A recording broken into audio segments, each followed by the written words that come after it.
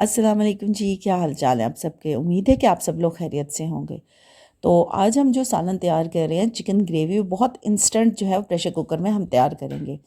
तो जी इसके लिए मैंने हाफ़ के जी चिकन लिया है। इसको हम अब मैरिनेट कर लेंगे। सबसे पहले 1 टीस्पून रेड चिली पाउडर डाला है, हाफ़ टी स्पून मैंने इसमें हल्दी के ऐड किए हैं, 1 टीस्पून इसमें सॉल्ट जाएगा। ये है जी अचार गोश्त मसाला, किसी भी कंपनी का आप ले सकते हैं, मैंने शान का लिया है। और ये 2 टीस्पून मैंने इसके हाफ़ के जी जो है वो चिकन में ऐड कर दिए हैं। 3 टेबल स्पून यहाँ मैं योगर्ट लूँगी, यानी दही का ऐड करूँगी। और इसको अच्छी तरह से आप मिक्स कर लें। और अगर आपके पास टाइम है तो हाफ़ एन आवर या 1 घंटे के लिए भी आप इसे मैरिनेट करके रख सकते हैं। अब जी मैंने 3 जो है लार्ज साइज़ के टोमेटोज़ लिए थे, उन्हें ग्राइंड कर लिया था, उनकी प्योरी तैयार कर ली थी।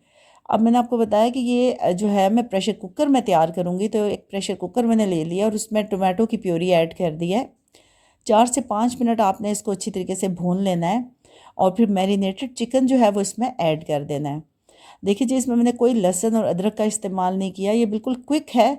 जब बिल्कुल टाइम ना हो तो आप इसको तैयार कर सकते हैं। और प्रेशर कुकर देके इसको मैंने सीटी बोलने के बाद 8 मिनट के लिए रख दिया था। और ये देखिए जी 8 मिनट्स कंप्लीट हो गए हैं और हमारा सालन तैयार हो गया है। इसको मैंने एक कढ़ाई में शिफ्ट कर लिया है और इसके बाद इसको मैंने धनिए के साथ गार्निश किया है। और इसमें जो है मैं हाफ़ टी स्पून जो है वो गरम मसाले का ऐड कर रही हूँ। तो ये थी जी हमारी क्विक और इंस्टेंट रेसिपी। उम्मीद करती हूँ कि आज की रेसिपी आपको पसंद आई होगी।